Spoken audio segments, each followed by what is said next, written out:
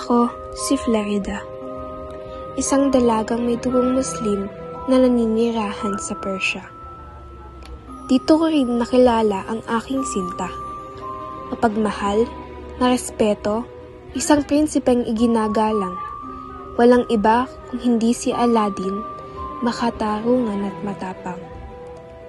Labis naming mahal ang isa't isa, pagkat bawat segundo na siya'y aking kasama, palaging ngiti ang sumasalubong sa aming dalawa. Ngunit bakit kailangang may humadlang sa aming pagmamahalan? Labis ang puot at galit nang ito'y aking malaman. Gusto akong ipakasal sa isang sultan, ang ama pa ng aking kasintahan. Irog ko ay nanganganib, ikasal sa sultan, labag sa aking dibdib. Tinakasan itong bangungot at panganib, pagpapanggap lalaki sa lugar na liblib.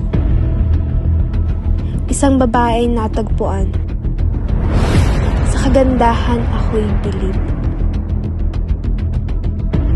Sinubukan siyang pagsamantalahan, pinanako ang lalaki upang hindi na maglaban. Siya'y aking nakausap, pangalan niya'y Laura. Hinahanap si Florante, kanya ring sinta. Nang biglang may sumalubong sa amin, dalawang lalaki, base sa aming paningin.